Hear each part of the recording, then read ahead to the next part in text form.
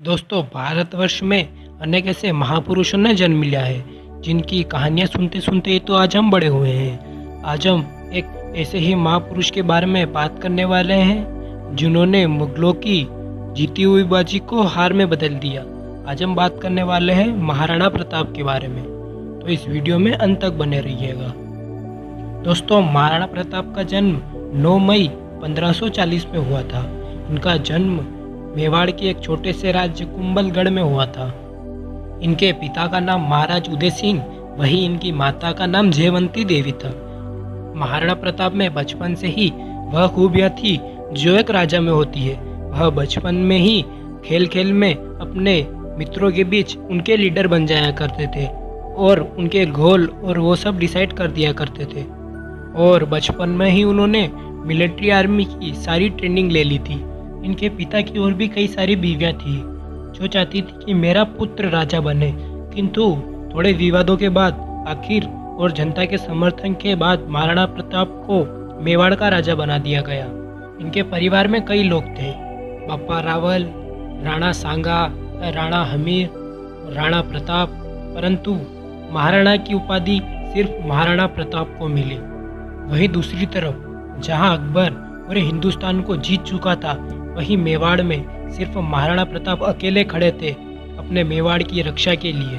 और जब अकबर की नज़र मेवाड़ पर पड़ी तो अकबर ने महाराणा प्रताप को शांति संदेश भेजा और महाराणा प्रताप ने इस शांति संदेश को ठुकरा दिया।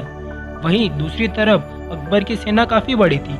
जहां अकबर की सेना में लगभग 80,000 सैनिक थे, वहीं महाराणा प्रताप की सेना में करीब 15,000 सैनिक थे। और इतनी छोटी सेना होने के बावजूद भी महाराणा प्रताप ने युद्ध करने की सोची।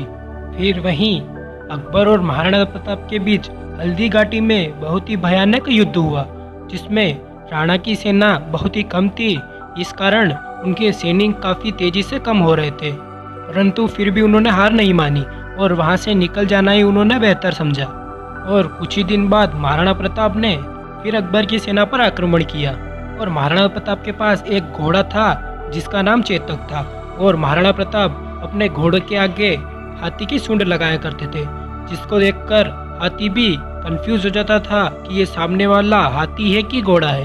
और एक बार तो अकबर के सबसे बड़े सेनापति बेलोर खान को अपनी एक तलवार के वार से सर से लेकर उसके घोड़े सहित 2 टुकड़ों में चीर डाला था, जिससे अकबर काफ़ी डर गया था और वह महाराणा प्रताप के कभी सामने नहीं आया।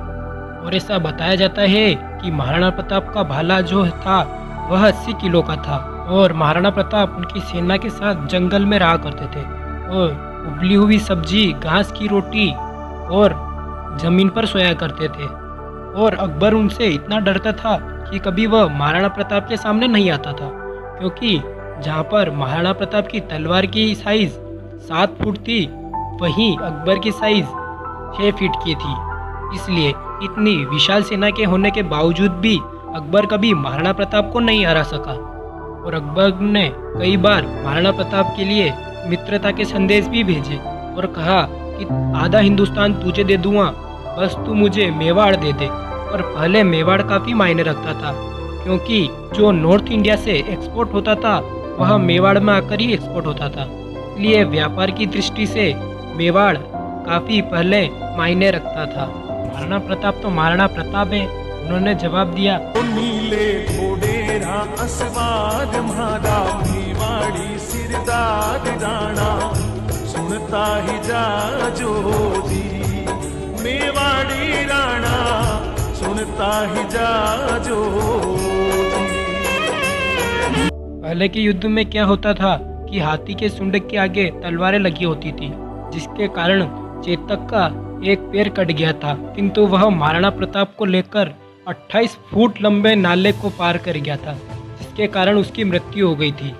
और महाराणा प्रताप अपने घोड़े को अपने पुत्र से भी ज़्यादा प्रेम करते थे।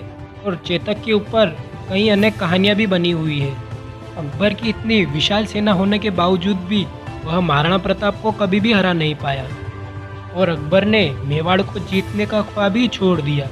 और फिर महाराणा प्रताप ने कई वर्षों तक मेवाड़ पर शासन किया। और इनकी मृत्यु को लेकर बताया जाता है कि जब वह शिकार के लिए निकले थे तब उनकी शेर से झड़प हो गई थी और शेर का पंजा लगने के कारण उनकी मृत्यु हो गई थी। वीडियो देखने के लिए आपका बहुत बहुत धन्यवाद। यदि आपको वीडियो अच्छा लगा हो तो इसे एक लाइक देकर हमारा मनोबल बढ़ा सकते हैं। आपका बहुमूल्य समय देने के लिए बहुत बहुत धन्यवाद।